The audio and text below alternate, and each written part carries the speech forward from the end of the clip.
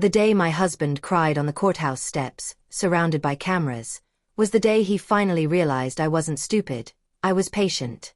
My name is Rachel. I was the kind of woman people described as lucky. Married young. Nice house. Comfortable life in Dallas, Texas. My husband, Mark, worked in real estate finance.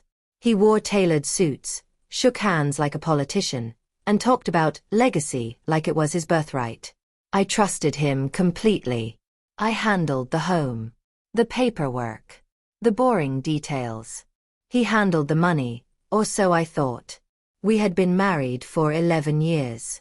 No kids yet. We were waiting for the right time. I believed we were building something together. Looking back now, I realize I was building him.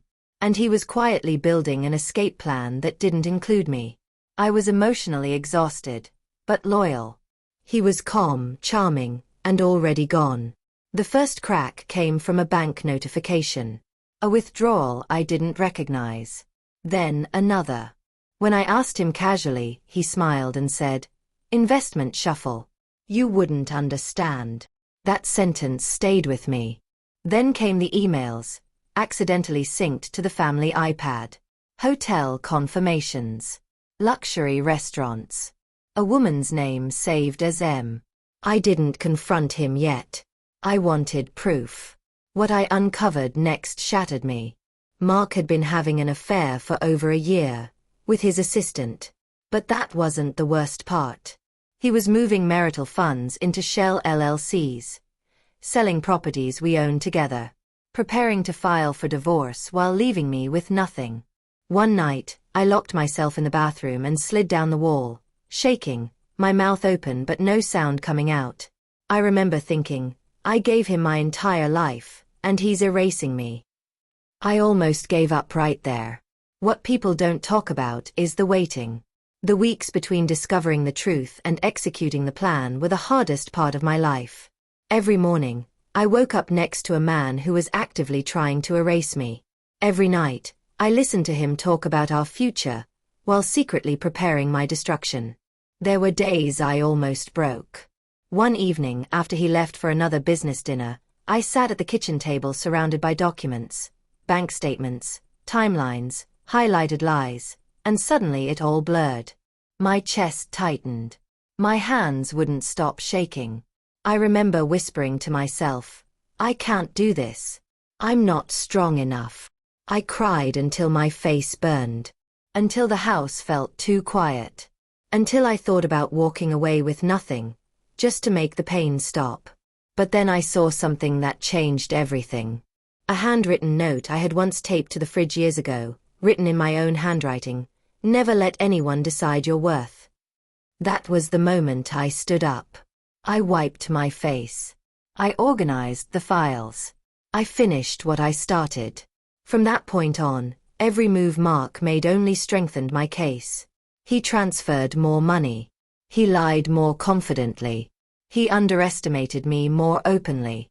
And I documented all of it. By the time we reached court, I wasn't afraid anymore. I wasn't angry. I was precise. When the judge read the final ruling, I didn't look at Mark. I looked straight ahead, breathing slowly, grounding myself in the knowledge that I had protected my future. Later, outside the courthouse, reporters asked him questions. Did you knowingly hide marital assets? Did you misuse shared funds? Was the affair ongoing during the transfers? He said nothing. He couldn't. Because the truth doesn't need a defense when it's documented. That night, I went home alone. I opened the windows. Let the air move through the rooms that once held my silence. For the first time in years, the house felt like mine. And I realized something important. Revenge isn't about destruction. It's about reclaiming what someone tried to steal, your dignity, your voice, your future. He thought he was walking away clean. Instead, he walked away exposed. And I walked away free. Instead of confronting him, I did something else. I listened. I became quiet, agreeable, invisible. And while he underestimated me, I prepared.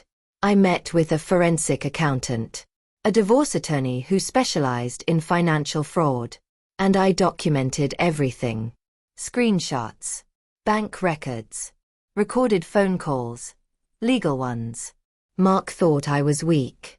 He started being careless, talking loudly on the phone, bragging about how clean his exit would be. One night he laughed and said, "She won't even know what hit her." That's when I knew. I wasn't just going to survive. I was going to expose him. The confrontation didn't happen at home. It happened in court. Mark walked in confident, arm in arm with his lawyer. I walked in calm. When my attorney presented the evidence, the room went silent. The judge leaned forward. Hidden accounts. Fraudulent transfers. Affair expenses paid with marital funds. Then came the moment. My attorney played an audio recording, Mark admitting he planned to leave me financially ruined. Mark's face drained of color. The cameras outside caught him later, head down, hands shaking. The man who once controlled everything exposed in public. That image became the thumbnail moment. Mark lost more than the case. He lost his license, his reputation, and most of the assets he tried to steal. I didn't celebrate. I sat alone in my car afterward and cried, not from pain, but release. What I learned is simple. Silence is not weakness. Patience is power. And betrayal always leaves a paper trail. He thought I was nothing without him.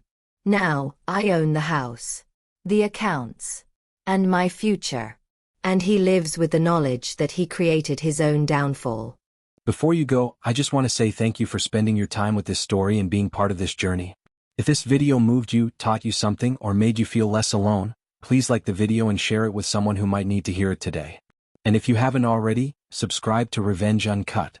We're working hard to reach our first 1,000 subscribers, and your support truly means everything to us. Every single subscription helps this channel grow and allows us to keep bringing you real, emotional, and powerful stories like this one. Most importantly, leave a comment below. Tell us what you felt, what stood out to you, or what this story meant to you. We genuinely read every single comment, and your words inspire us more than you know. Thank you for being here, thank you for your support, and thank you for being part of the Revenge Uncut family.